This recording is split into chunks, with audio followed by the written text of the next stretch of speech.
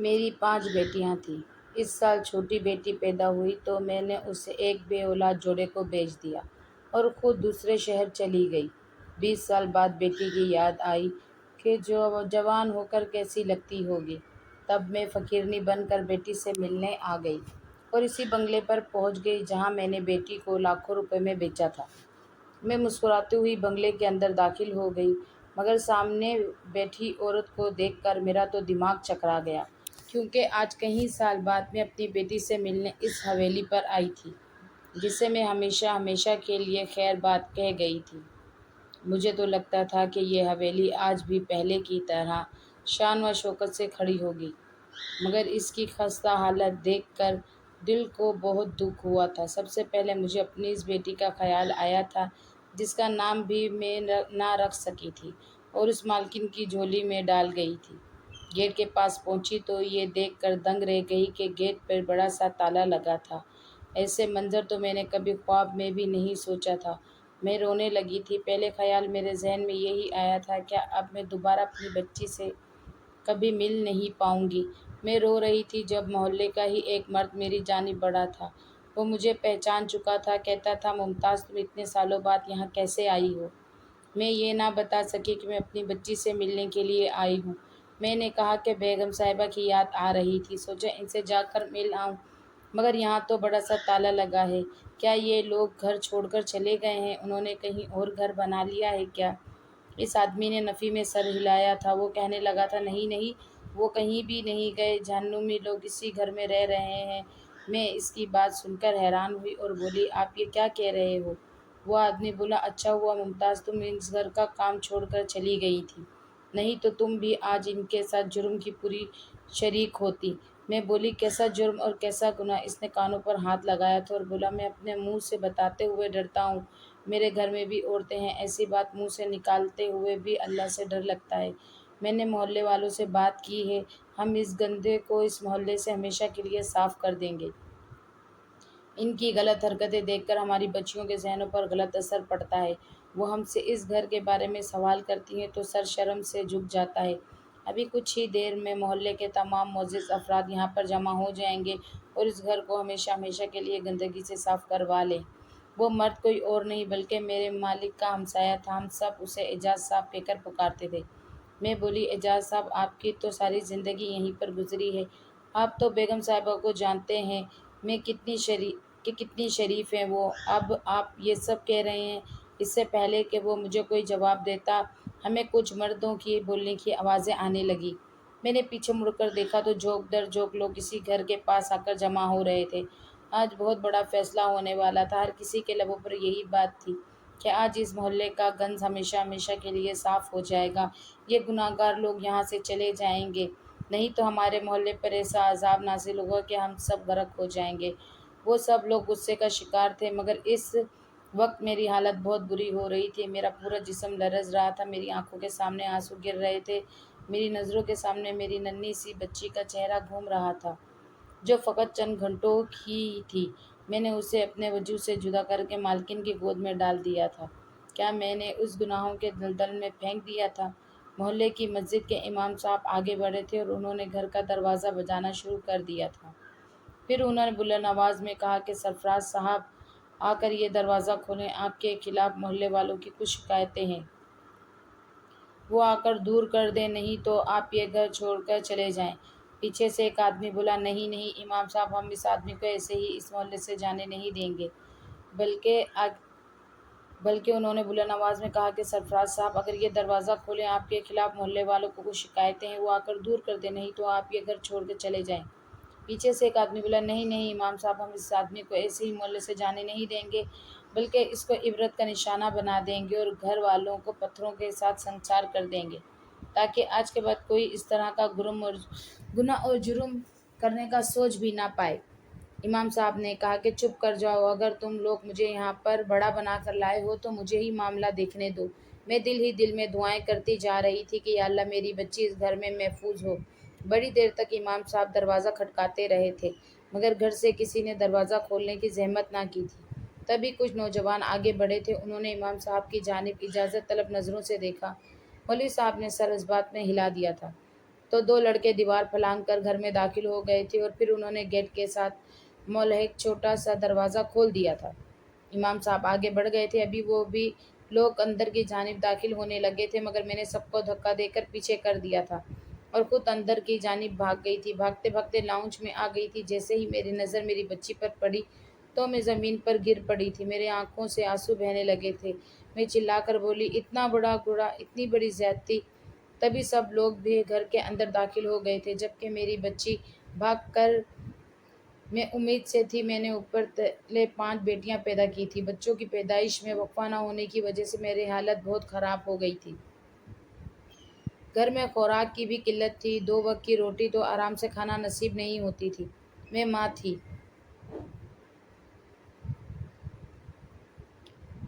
اپنا پیٹ کاٹ کر اپنے حصے کا کھانا بھی بچیوں کو دے دیتی تھی تاکہ ان کا پیٹ بھرا رہے۔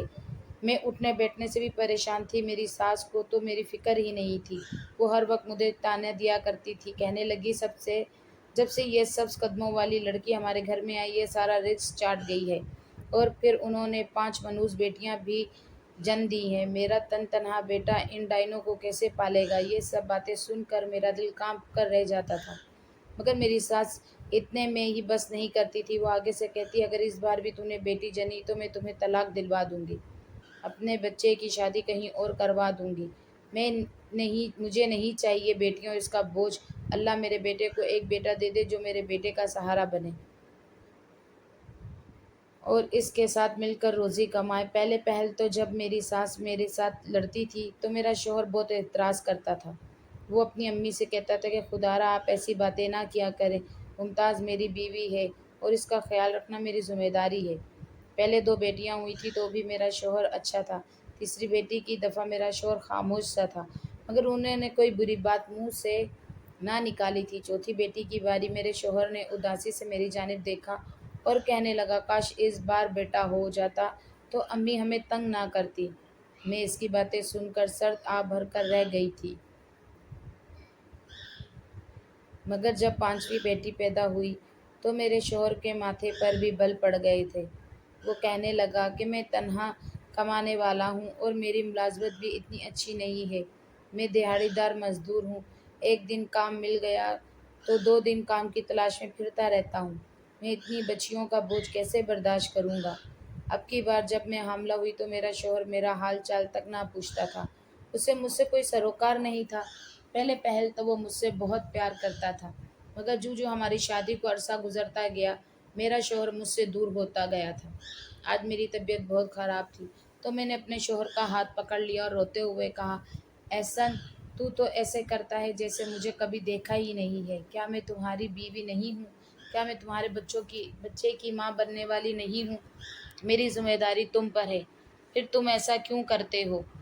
تو میرے شوہر نے مجھے عجیب سی نظروں سے دیکھا اور کہنے لگا کہ ہاں، تم تو جب سے بیاہ کر اس گھر میں آئی ہو مجھ پر ذمہ داریاں اور بوجھ ڈالتی رہی ہو، کبھی جو میں تمہاری طرف سے خیر کی خبر آئی ہو، میں بھی انسان ہوں، میں بھی تنگ آ گیا ہوں، میں یہ سب برداشت نہیں کر سکتا۔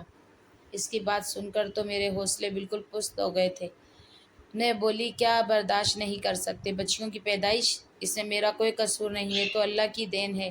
تو میرا شوہر کہنے لگا کہ بس بہت باتیں ہو گئی، اٹھو اور جاؤ، میرا سر نہ کھاؤ۔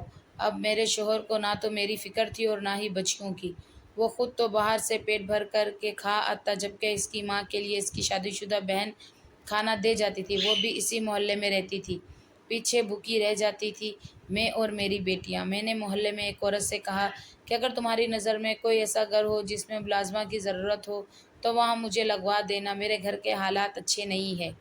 تو میری پڑوسن کہنے لگی کہ تم اس گھر میں کیسے کام کرو گی، تم تو خود امید سے ہو۔ میں نے کہا، میں کام کر لوں گی، تم اس بات کی فکر نہ کرو، بس میرے لیے ملازمت ڈھونڈ دو۔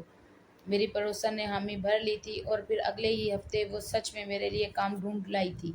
اس نے کہا، ایک ہفتہ بڑی حویلی ہے جہاں زیادہ لوگ نہیں رہتے، وہاں فقط 2 میاں بیوی رہتے ہیں، ان کی کوئی اولاد بھی نہیں ہے، تم ان کے گھر کام کر لیا کرو، تم پر زیادہ بوجھ نہیں پڑے گا اور وہ تمہیں اچھا خاصا معاوضہ بھی دیں گے۔ میں نے فوراً حامی بھر لی تھی۔ اور کہا کہ آج رات میں اپنے شوہر سے بات کروں گی، کل سے میں کام پر جانے لگوں گی۔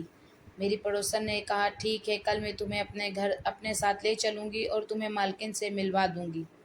میں شام کو اپنے شوہر کا انتظار کر رہی تھی۔ نہ جانے میرے دل میں یہ خیال بار بار کیوں آ رہا تھا کہ کیا پتہ احسان مجھ سے کہے کہ تمہاری حالت ٹھیک نہیں ہے، تم کسی کے گھر کام کرنے نہیں جاؤ گی، تمہاری روٹی میری ذمہ ہے، میں ہی سب کچھ پورا کروں گا۔ شام کو جب میرا شوہر کام سے واپس آیا تو میں نے اسے کہا کہ احسن مجھے ایک گھر میں کام مل گیا ہے، اگر آپ اجازت دیں تو وہ حویلی میں کام کر لیا کروں۔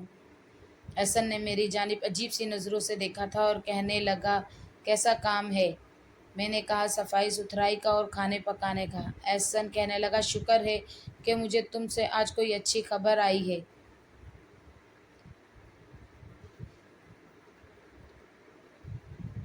روز جا کر کام کرو تاکہ میرے بھی کچھ بوجھ کم ہو جائے۔ مجھے اس بات کی خوشی بھی تھی کہ مجھے کام کی اجازت مل گئی تھی۔ میرے اندر جو مان تھا وہ ٹوٹ گیا تھا۔ جب ایک عورت کا مان ٹوٹ جاتا ہے تو پیچھے کیا رہ جاتا ہے؟ مان ٹوٹ گیا تو سمجھو عورت ہی ٹوٹ گئی، باہر سے ایک مورت زندہ رہ جاتی ہے۔ اگلے دن میری پڑوسن مجھے مالکن کے گھر لے گئی تھی۔ اس نے میری حالت دیکھی تو کہنے لگی ممتاز تم گھر کی صفائی کیسے کرو گی؟ تم تو خود امید سے ہو۔ مجھے تمہاری پڑوسن سے اس متعلق بتایا ہے تو میں بولی کہ مالکن آپ بالکل فکر نہ کریں، یہ کون سا میرا پہلا بچہ ہے جو میں نازک مزاج اور بن کر بستر سے لگ جاؤں گی۔ میں چھٹی بار حاملہ ہو رہی ہوں، جہاں اپنے گھر کے اتنے کام کرتی ہوں ویسے یہاں بھی کر لیا کروں گی۔ اس سے اتنا تو ہوگا کہ میری بچیوں کو 2 وقت کی روٹی عزت سے مل جائے گی۔ مالکن نے کہا ٹھیک ہے، میں تمہیں کام پر رکھ لیتی ہوں۔ میری مالکن بہت ہی اچھی عورت تھی، اس کا مزاج بہت اچھا تھا، وہ بہت پیار سے بات کرتی تھی۔ میرے حمل سے ہونے کی وجہ سے وہ میرا خیال بھی رکھتی تھی۔ گھر میں جو بھی فروٹ پڑا ہوتا وہ مجھے زبردستی کھلا دیتی تھی۔ ایک دن میں مالکن کے سر کی مالش کر رہی تھی تو وہ کہنے لگی کہ تمہارا شوہر تو تم سے بڑا خوش ہوگا، تم نے اسے اتنے بچے پیدا کر کے دیے ہیں۔ مالکن کی بات سن کر میری آنکھوں میں آنسو آ گئے تھے۔ میں نے کہا احسن میری پھوپھی زاد تھا، اس نے مجھ سے محبت کی شادی کی تھی، مگر پھر جب یہ میرے گھر 5 بیٹیوں کی ولادت ہو گئی تو اس نے بھی مجھ سے نظریں پھیر لی، وہ مجھے اب پسند نہیں کرتا۔ میرے گھر چھٹا بچہ متوقع ہے، جبکہ احسن نے پہلے سے ہی مجھے آنکھیں دکھانا شروع کر دی ہیں۔ میں اپنے اس بچے کے لیے پریشان ہوں۔ میرے تو پہلے 5 بچے بھوک اور خوراک کی کمی کی وجہ سے بہت کمزور اور لاغر ہیں، نہ جانے اس بچے کی خوراک کو میں کیسے پورا کر سکوں گی۔ تو مالکن سسکی تھی، وہ کہنے لگی واہ اللہ، تیرا کام تو ہی جانے، تیرے کاموں میں کس کو دخل ہے؟ کسی کو اتنی اولاد دے دیتا ہے کہ اس سے سنبھال ہی نہیں سکتی اور کوئی بے اولاد ترستا رہتا ہے۔ ممتاز تمہیں پتہ ہے کیا، میری شادی کو پورے 7 سال ہو گئے ہیں مگر ابھی تک مجھے اولاد کی خوشخبری نہیں ملی۔ میری ساس اپنے پوتے کو گود میں کھلانے کا سپنا لے کے قبر میں جا سوئی، مگر میرے یہاں اللہ نے رحمت نہیں بھیجی۔ میں نے ہر طرح کے اچھے اچھے ڈاکٹروں سے علاج کروایا ہے، میرے شوہر نے بھی اپنے سارے ٹیسٹ کرائے ہیں، سب کچھ ٹھیک ہے، مگر اللہ کی جانب سے ہی دیر ہے۔ میرا دل بڑا کرتا ہے کہ میں اولاد گود لے لوں، مگر میرا شوہر اس پر بھی راضی نہیں ہوتا۔ میں نے بڑا کہا کہ ہم کسی یتیم خانے سے بچہ گود لے لیتے ہیں، مگر میرا شوہر مانتا ہی نہیں ہے۔ اب تم ہی بتاؤ میں کیا کروں؟ میری مالکن کی باتوں میں اتنی بے بسی تھی کہ میرا دل کٹ کر رہ گیا تھا۔ میں نے مالکن کو دلاسا دیا تھا اور کہا تھا کہ اللہ ہم دونوں کے ساتھ اچھا کرے گا۔ پھر جب اگلے دن میں کام پر واپس آئی تو مجھے دیکھ کر مالکن کی چیخ نکل گئی تھی۔ وہ کہنے لگی کیا ہوا ہے تمہارے ساتھ؟ یہ تمہارا حال کس نے کیا ہے؟ مالکن میرے چہرے پر بنے ہوئے نشانات کو دیکھ کر گھبرا گئی تھی، میری آنکھیں بھی سوجی ہوئی تھی۔ میں رونے لگی اور بولی کہ کل میرے شوہر نے مجھ پر ہاتھ اٹھایا ہے، وہ اس بچے کو نہیں پیدا کرنا چاہتا۔ میری ساس نے میرے شوہر کو میرے خلاف بھڑکایا ہے تو وہ مجھ پر غصہ کرنے لگا۔ میں نے بھی آگے سے جواب دیا کہ تمہارا ہی بچہ ہے، تم پھر ایسا کیوں کر رہے ہو؟ تو اس نے مجھ پر ہاتھ اٹھایا اور یہ بھی کہا کہ اس بچے کو ختم کر دو، مجھے یہ بچہ نہیں چاہیے۔ اور اگر تم ضد کرو گی تو میں تمہیں طلاق دے دوں گا۔ میری مالکن رونے لگ گئی تھی اور کہنے لگی، تمہیں پتہ ہے کل کل مجھے میرے شوہر نے کہا کہ وہ مجھے چھوڑ دے گا یا دوسری شادی کر لے گا۔ ہم دونوں عورتیں بہت مجبور ہیں۔ میں کل سارا دن سوچتی رہی ہوں اور اس چیز کا حل میں نے پتہ ہے کیا نکالا ہے۔ اگر تم برا نہ مانو تو میں تمہارے ساتھ ایک اسکیم شیئر کروں۔ میں بولی، جی جی مالکن، کیسے، کیا کہنا چاہتی ہیں؟ میری اتنی مجال کہ میں آپ کی بات کا برا مانوں۔ مالکن کہنے لگی کہ ممتاز، تمہارا کون سا مہینہ چل رہا ہے؟ میں نے بولا، ابھی مجھے 1 مہینہ ہی ہوا ہے۔ تو مالکن کہنے لگی کہ چلو تم اپنے بچوں کو نہ مارو، میں اس صورت میں تو تمہیں طلاق ہو جائے گی، تو طلاق سے بچنے کے لیے تم اپنے گھر میں یہ مشہور کر دو کہ تم نے بچہ ختم کروا دیا ہے، اور میں ادھر اپنے شوہر سے جھوٹ بول لوں گی کہ میں حاملہ ہوں۔ اس طرح جب تمہاری کوکھ سے بچہ جنے گا تو وہ میں رکھوں گی، تمہارے شوہر کو علم نہیں ہوگا۔ یہ اب تم پر منحصر ہے کہ تم نے اپنا حمل اپنے گھر والوں سے کیسے چھپانا ہے، اور اپنے شوہر کو اس بات کا کس طرح سے یقین دلانا ہے کہ میں سچ میں حاملہ ہوں۔ یہ تم مجھ پر چھوڑ دو، تمہارے یہاں بیٹی ہوئی یا بیٹا ہوا، جو بھی ہوا وہ تم میری گود میں ڈال دینا، اور اس کے عوض میں تمہیں 20 لاکھ روپے نقد دوں گی، اور پھر تم یہ شہر چھوڑ کر چلی جانا۔ بولو تمہیں منظور ہے؟ اس طرح تمہارے ہونے والے بچے کی بھی جان بچ جائے گی، تمہارے گھر بھی نہیں اجڑے گا، اور پھر تم اپنی بیٹیوں کے ساتھ عیش و آرام سے زندگی گزار سکو گی، انہیں زندگی کی بنیادی سہولیات فراہم کرنے کے قابل ہو جاؤ گی۔ میری آنکھوں سے آنسو بہہ رہے تھے۔ میں نے کہا، مالکن اگر ایسا ہو جائے تو بہت ہی بہتر ہوگا، آپ تو میرے لیے مسیحا ثابت ہوں گی۔ اس دن ہم دونوں غموں کی ماری عورتوں نے یہ فیصلہ کر لیا تھا کہ ہم یہ بات پوری دنیا سے چھپا کر رکھیں گی۔ میں شام گھر واپس گئی تو میرا شوہر صحن میں ہی بیٹھا تھا، اس کے تیور بھی اکھڑے ہوئے تھے۔ وہ کہنے لگا، ہاں مجھے بتاؤ تم نے کیا فیصلہ کیا ہے؟ مجھے رکھنا ہے کہ چھٹی بیٹی رکھنی ہے؟ میں نے اپنے شوہر کا ہاتھ پکڑ لیا، اس سے کہا کہ میں تمہارے ساتھ رہنا چاہتی ہوں، کل ہی میں اسپتال جا کر اس بچے کو ختم کر آؤں گی۔ تب کہیں جا کر میرے شوہر کا مزاج بہتر ہوا تھا، میری ساس بھی بڑی خوش ہو گئی تھی، لیکن میں اندر سے ٹوٹ کر رہ گئی تھی۔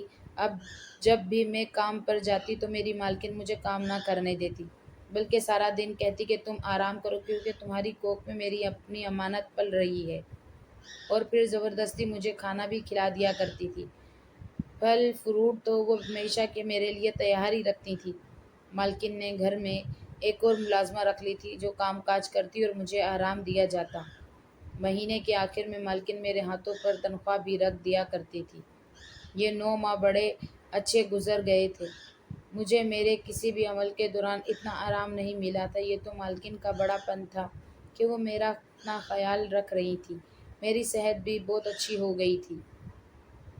مالکن نے مجھ سے کہا تھا کہ تم آج کل اپنے گھریلو ٹینشن سے بھی دور رہو، اگر تمہارے شوہر تمہارے ساتھ لڑتا ہے تو بھی اس کے متعلق مت سوچو۔ تو میں مسکرا دیتی اور کہتی کہ ایسا کیسے ممکن ہے؟ جب میرے بچے بھوکے ہیں تو میں کیسے ٹینشن نہ لوں؟ اب مالکن میرے بچیوں کے لیے بھی کھانا بھیجنے لگی تھی۔ شوہر کا مزاج اب قدرے بہتر ہونے لگا تھا، کیونکہ اس کا خرچہ جو گھٹ گیا تھا۔ میں مالکن سے پوچھتی کہ مالک کا رویہ اب آپ کے ساتھ کیسا ہے؟ کیا وہ دوسری شادی سے باز آ گئے ہیں؟ تو مالکن کے چہرے پر اداسی پھیل گئی تھی۔ وہ کہنے لگی کہ ہاں، میرا شوہر دوسری شادی سے تو باز آ گیا ہے، لیکن چپ چاپ سا رہتا ہے۔ شاید اسے امید نہیں تھی کہ میں اسے اولاد کی خوشخبری دوں گی۔ لگتا ہے میں نے اس کے ارمانوں پر پانی پھیر دیا ہے۔ وہ تو اپنے لیے دوسری دلہن بھی تلاش کیے بیٹھا ہوگا، تبھی تو چپ چاپ سا رہتا ہے۔ لیکن تم فکر نہ کرو، آہستہ آہستہ ہم دونوں کے معاملات بھی ٹھیک ہو جائیں گے۔ میں کام پر جاتی تھی تو مالکن مجھے اے سی والے کمرے میں لٹا دیتی تھی۔ تب میں اپنے پیٹ پر ہاتھ رکھ کر اپنے ہونے والے بچے کے ساتھ ڈھیروں باتیں کیا کرتی تھی۔ میں نے اسے اپنی مجبوری بتائی تھی، اسے سمجھایا تھا کہ مجھ سے نفرت نہ کرنا، تمہاری ماں مجبور ہے تو تم جیسے ہی پیدا ہوگی میں تمہیں غیروں کے ہاتھوں میں سونپ کر چلی جاؤں گی، لیکن فکر نہ کرنا، یہ جو عورت ہے یہ غیر نہیں ہے، یہ تم پر جان نچھاور کرے گی۔ لگتا ہے میں نے اپنی بیٹی کے ساتھ جو وعدے کیے تھے وہ جھوٹے نکلے تھے، کیونکہ آج جب میں گھر میں داخل ہوئی تو عجیب ہی منظر دیکھا تھا۔ میری بیٹی مالک کے ساتھ جڑ کر بیٹھی ہوئی تھی، جبکہ جو مالکن تھی وہ تو گھر کے کام کاج میں مصروف تھی۔ مالک کے الفاظ میری سماعت میں گونجے تھے۔ وہ کہہ رہا تھا، نازش، میں تم سے بے تحاشا محبت کرتا ہوں۔ جب سے تم سے شادی ہوئی ہے میری تو دنیا ہی بدل گئی ہے۔ میں چیخ پڑی تھی اور بولی تھی، یہ تو سراسر گناہ ہے۔ تب تک باقی لوگ بھی گھر میں داخل ہو چکے تھے۔ ایک آدمی نے آگے بڑھ کر مالک کو گریبان سے پکڑ لیا تھا اور کہنے لگا، یہ کیا بےہودگی ہے، یہ کیا بے شرمی ہے، تم اپنی بیٹی کے ساتھ شادی کیسے کر سکتے ہو؟ میرا دماغ گھوم رہا تھا، ایسا لگتا تھا ابھی چکرا کر گر جاؤں گی۔ امام صاحب آگے بڑھے تھے، انہوں نے مالک سے کہا، تم مجھے سچ سچ بتاؤ، تم پر محلے والوں نے جو تہمت لگائی ہے کیا وہ سچ ہے؟ کیا تم سچ میں اپنی بیٹی سے نکاح کر چکے ہو؟ یہ لڑکی تمہارے نکاح میں ہے؟ تو مالک نے اس بات میں سر ہلا دیا تھا۔ اس نے کہا، ہاں میں اس لڑکی کے ساتھ نکاح کر چکا ہوں، مگر میری بات سنیں۔ مالک کی بات ابھی مکمل بھی نہیں ہوئی تھی کہ کچھ لوگ آگے بڑھے تھے، انہوں نے مالک پر حملہ کر دیا تھا۔ مالک نے اپنی جان بچانے کے لیے کہا، رکو میری بات سنو، یہ میری بیٹی نہیں ہے، یہ میری لڑکی میری بیوی نے گود لی تھی۔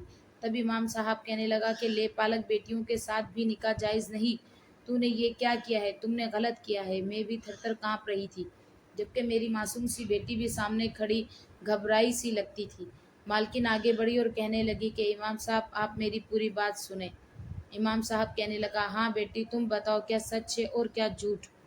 مالکن بولی کہ میں شادی کے 7 سال بھی اولاد پیدا نہیں کر سکی تھی، تو میرے شوہر نے مجھے دوسری شادی کی دھمکی دی تھی، اس لیے میں نے اپنے ملازمہ سے اس کی بیٹی لے لی تھی اور یہی کہا تھا کہ یہ میری اپنی بیٹی ہے۔ یہ ملازمہ آپ سب کے سامنے کھڑی ہے، اس سے پوچھ لیجئے۔ میں نے اس بات میں سر ہلایا اور بولی کہ ایسی ہی بات ہے۔ تب مالکن کہنے لگی کہ میں نے اپنے شوہر کو بتایا کہ میں حاملہ ہوں، مگر میرا شوہر خوش نہیں ہوا تھا۔ جس روز یہ بچی میری گود میں آئی، اس دن میرے شوہر نے مجھے کہا کہ میں تمہیں ابھی کے ابھی طلاق دے کر گھر سے نکال دوں گا، نہیں تو مجھے سچ سچ بتا دو یہ کس کی بیٹی ہے۔ میں نے اپنے شوہر کو یقین دلانے کی کوشش کی کہ یہ میں نے جنی ہے۔ تب میرے شوہر کہنے لگا، میں تو بانجھ ہوں، میں تو اولاد پیدا کر ہی نہیں سکتا، پھر یہ کس کی بیٹی ہے؟ تم نے کہاں منہ کالا کیا ہے؟ یہ بات سن کر تو میں گڑبڑا گئی تھی۔ میں بولی کہ میں نے کہیں بھی منہ کالا نہیں کیا، بلکہ یہ بچی میں نے ملازمہ سے لی ہے، اس کو میں اپنی بیٹی بنا کر رکھوں گی۔ امام صاحب نے اس وقت اتنی پریشان تھی کہ میرا جھوٹ میرے شوہر کے سامنے آ گیا تھا۔ میں تو اپنے شوہر سے نظریں ملانے کے قابل نہیں تھی۔ وہ مجھے اٹھتے بیٹھتے اس بات کے طعنے مارتا تھا کہ تم اس قدر مکار عورت ہو کہ 9 ماہ تک میرے سامنے مکاری کی، تم حاملہ ہو۔ میرے شوہر نے مجھے طعنوں کے نیچے دبا دیا تھا۔